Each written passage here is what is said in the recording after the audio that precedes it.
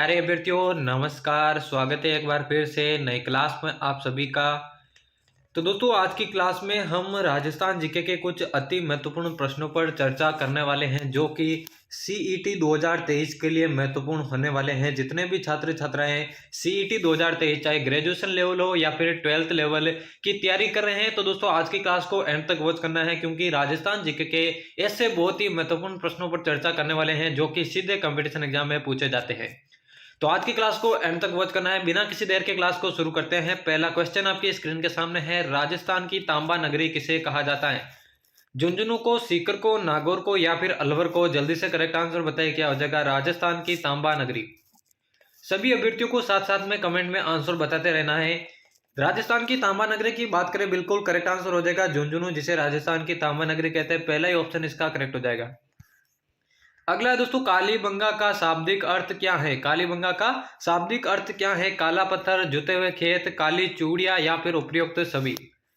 पूछा गया है कालीबंगा का शाब्दिक अर्थ क्या है। जल्दी से इसका करेक्ट आंसर बताइए क्या हो जाएगा। बहुत बार पूछे गए प्रश्न है और आने वाले एग्जाम्स के लिए भी महत्वपूर्ण है।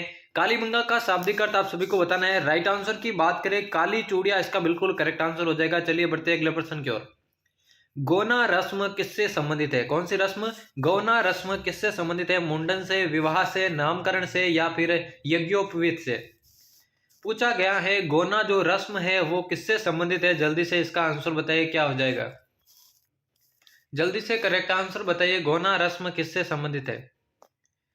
तो काफी सारे अभ्यर्थी आंसर दे रहे हैं। बिल्कुल दोस्तों, विवाह, विवाह से संबंधित है गौना रस्म। दूसरा ऑप्शन इसका करेक्ट हो जाएगा।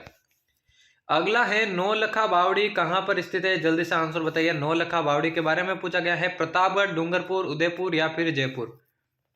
नौलखा बावड़ी के बारे में पूछा गया दोस्तों, क्या हो जाएगा करेक्ट आंसर? जल्दी से बताइए नौलखा बावड़ी कहां पर स्थित है। बहुत ही महत्वपूर्ण प्रश्न है, जल्दी से करेक्ट आंसर बताइए। आज की क्लास को बिना रुके एंड तक वॉच करना है। नौलखा बावड़ी की बात हो रही है दोस्तों, डूंगरपुर के अंदर ही स्थित है। दूसरा ऑप्शन इसका करेक्ट हो जाएगा। चलिए बढ़ते हैं अगले प्रश्न की ओर। पन्ना दाई ने किसके जीवन को बचाया था? सांगा, रतन सिंह, प्रताप या फिर उदय सिंह? किसके जीवन को पन्ना दाई ने बचाया था? आपको करेक्ट आंसर बताना है। राजस्थान के इतिहास से संबंधित प्रश्न है दोस्तों, बहुत बार पूछा जाता है। पन्ना दाई ने किसके जीवन को बचाया था? करेक्ट आंसर की बात करें, महाराणा प्रताप के पिता उदय सिंह की जान बचाई थी पन्ना दाई ने। चौथा ऑप्शन इसका करेक्ट हो जाएगा। अगला दोस्तों, पृथ्वीराज तृतीय और मोहम्मद गौरी के मध्य कितने युद्ध लड़े गए थे? ठीक है ना, 4, 3, 2 या फिर 1? कितने युद्ध इन दोनों के मध्य लड़ाए गए थे?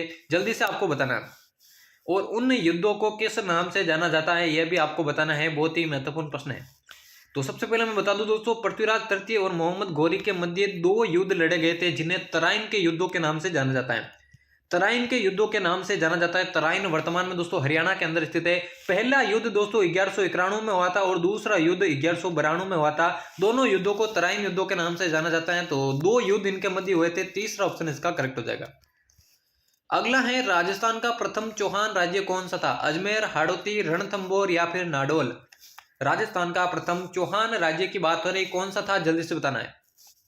जल्दी से इसका करेक्ट आंसर बताना है दोस्तों, क्या हो जाएगा राजस्थान का प्रथम चौहान राज्य।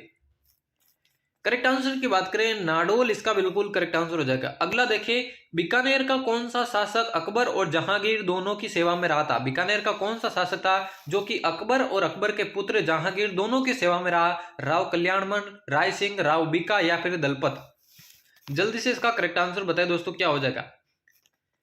करेक्ट आंसर क्या हो जाएगा दोस्तों, राइट आंसर बताइए। तो देखिए दोस्तों, बीकानेर के जूनागढ़ दुर्ग के जो निर्माण करता है राय सिंह, वो दोस्तों अकबर और जहांगीर दोनों की सेवा में रहा था। दूसरा ऑप्शन इसका करेक्ट हो जाएगा। अगला है महत्वपूर्ण प्रश्न है, एग्जाम में पूछा जाता है, महाराणा प्रताप की जन्म स्थली कौन सी है?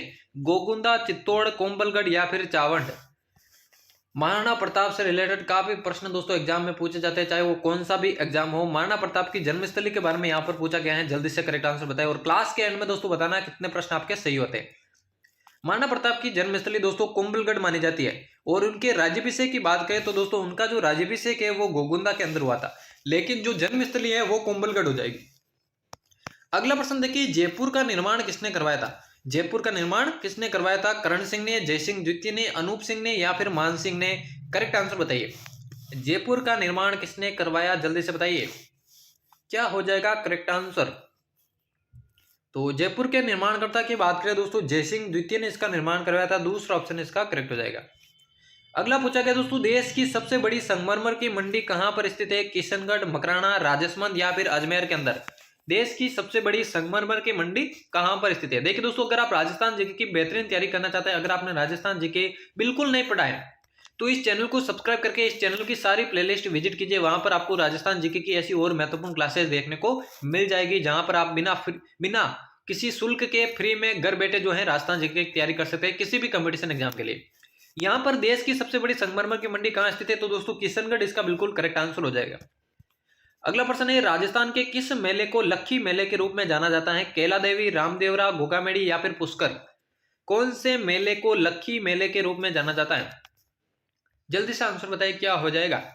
कौन से मेले को लक्खी मेले के रूप में जाना जाता है? जल्दी से बताइए, जल्दी से राइट आंसर बताइए, क्या हो जाएगा? तो करेक्ट आंसर की बात करें, बिल्कुल कैला देवी इसका करेक्ट आंसर हो जाएगा। अगला है दोस्तों, राजस्थान में गुरु शिखर चोटी की ऊंचाई कितनी है? 1722 मीटर, 1600 मीटर, 1664 मीटर या फिर 1550 मीटर?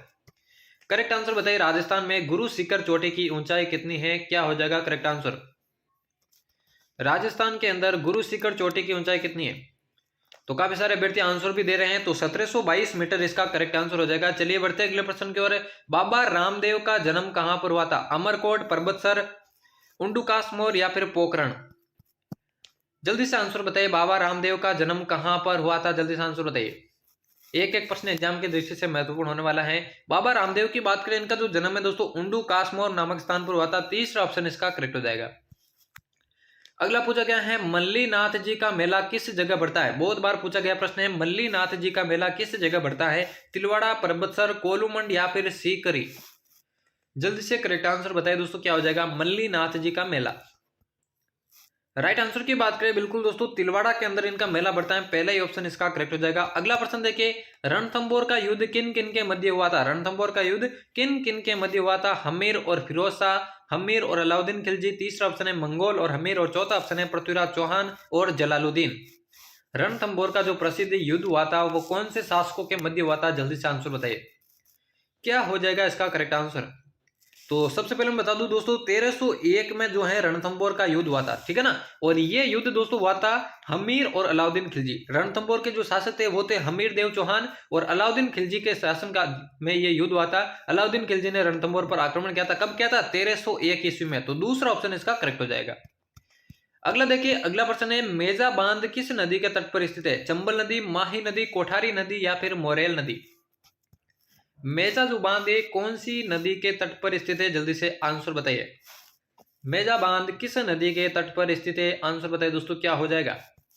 करेक्ट आंसर की बात करें, बिल्कुल दोस्तों मेजा जो बांध है कोठारी नदी पर बनाया गया है। कोठारी नदी पर बनाया गया है। तीसरा ऑप्शन इसका करेक्ट हो जाएगा। अगला है, कांतली नदी का उद्गम स्थल कौन सा है? खमनोर की पहाड़ियां, खंडेला की पहाड़ियां, गोगुंदा की पहाड़ियां या फिर नाग पहाड़? कांतली नदी का उद्गम स्थल कौन सा है? जल्दी से बताइए। और क्लास के एंड में बताना दोस्तों कितने प्रश्न आपके सही होते हैं। और ऐसी क्लासेस चैनल पर आगे भी पाने के लिए सब्सक्राइब कर देना चैनल को। कांतली नदी का उद्गम स्थल दोस्तों खंडेला की पहाड़ियों से होते हैं, जो कि कहां पर? सीकर के अंदर स्थित है। चलिए बढ़ते हैं अगले प्रश्न की ओर। राजस्थान के किस लोक देवता को सर्पदंश होने पर पूजा जाता है? तेजा जी, गोगा जी, हड़बू जी या फिर रामदेव जी? कौन से लोक देवता को सर्पदंश होने पर पूजा जाता है, या यूं कहे सांपों के देवता कौन से लोक देवता को कहा जाता है? बढ़िया प्रश्न है, कॉमन प्रश्न है, सभी को आंसर देना है। और राइट आंसर की बात करें, बिल्कुल दोस्तों गोगा जी इसका करेक्ट आंसर हो जाएगा। और आज के महत्वपूर्ण प्रश्नों की क्लास का दोस्तों ये होने वाला है अंतिम प्रश्न। पूछा गया है, राजस्थान के किस किले पर सबसे अधिक बार आक्रमण हुए? आमेर, बटनेर, जूनागढ़ या फिर तारागढ़? क्या हो जाएगा करेक्ट आंसर? और इस प्रश्न में दोस्तों काफी कंफ्यूजन आपको देखने को मिलेगा। बटनेर और तारागढ़ दो ऑप्शंस में दोस्तों आपको कंफ्यूजन मिलेगा। लेकिन मैं आपको बता दूं, अगर आपसे पूछे सर्वाधिक विदेशी आक्रमण किस दुर्ग पर हुए, सर्वाधिक विदेशी आक्रमण किस दुर्ग पर हुए, तो दोस्तों बटनेर उसका आंसर होगा। लेकिन अगर आपसे पूछे राजस्थान के किस किले पर सबसे अधिक बार आक्रमण हुए, तो वो दोस्तों तारागढ़ हो जाएगा। और आपसे यही पूछा गया है कि राजस्थान के किस किले पर सबसे अधिक बार आक्रमण हुए, तो तारागढ़ इसका बिल्कुल करेक्ट आंसर होगा। तो दोस्तों यहां पर हमारे राजस्थान जीके के अति महत्वपूर्ण प्रश्नों की क्लास समाप्त होती है। उम्मीद करता हूं आज की क्लास आपको पसंद आई होगी। ऐसी क्लासेस चैनल पर आगे भी पाने के लिए चैनल को सब्सक्राइब करके बेल आइकन को प्रेस कर देना। तो मिलते किसी और नई क्लास में, तब तक लेते हैं अलविदा। धन्यवाद।